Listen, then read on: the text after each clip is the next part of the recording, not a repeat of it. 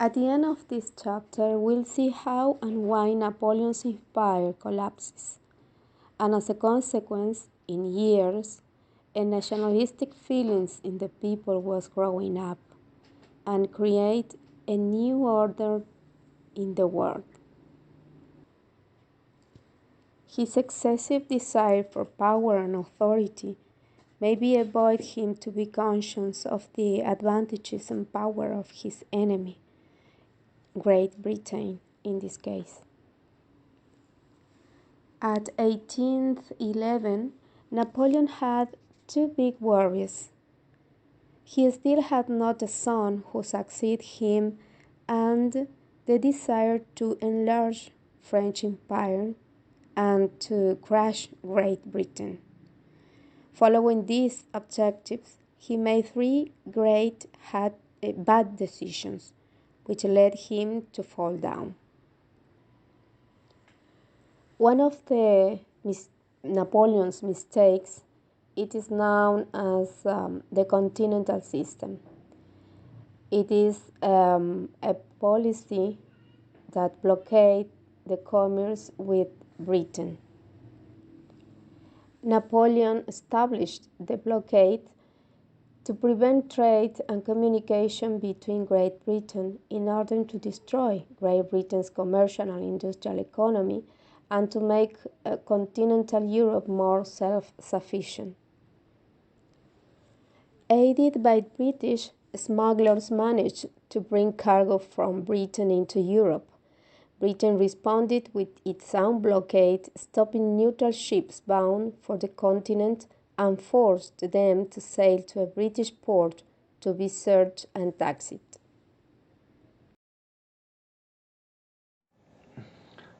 The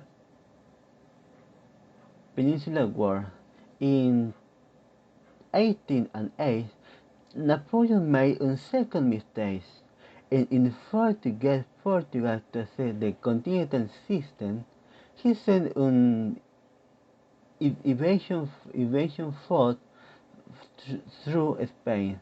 The Spanish people protested this action. In response, Napoleon removed the Spanish king and put his own brother Joseph on the throne. This outraged the Spanish people. For 6 years, bands of Spanish peasant fighters, known as guerrilla, struck an French army in Spain. The guerrilla were not an army that Napoleon could defeat in open battle. The British added to the French trouble by sending troops to aid the Spanish. Napoleon lost about 300,000 men during this Peninsular War, so called because Spain lay on the Iberian Peninsula. These losses weakened the French Empire, and Spanish and as well nationalities of loyalty to one's own country was becoming a powerful weapon against Napoleon. People who at first welcomed to friend of liberator now feel abused by a foreign conquistador. The Napoleonic invasion of Russia, also called the Napoleon-led invasion of the Russian Empire in 1812, was a turning point in the course of the Napoleonic Wars. The campaign reduced the French and Allied invasion forces to less than 20% of their initial capacity. Napoleon failed in the Russian in 1812 due to the extension of the space on the Cold Russia. Above all, the difficulties of provisioning. All of the main powers of Europe, Britain, Russia, Prussia, Sweden, and Austria, were at war with France. Napoleon faced the allied armies of the European powers outside the German city of Leipzig in October 1813.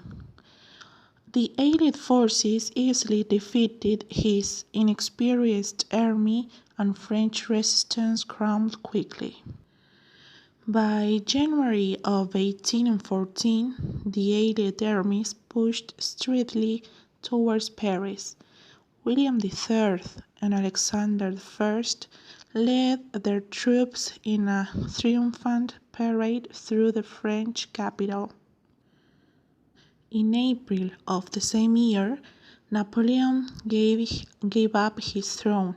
He got a small pension and exiled him to Elba, a tiny island of Italy.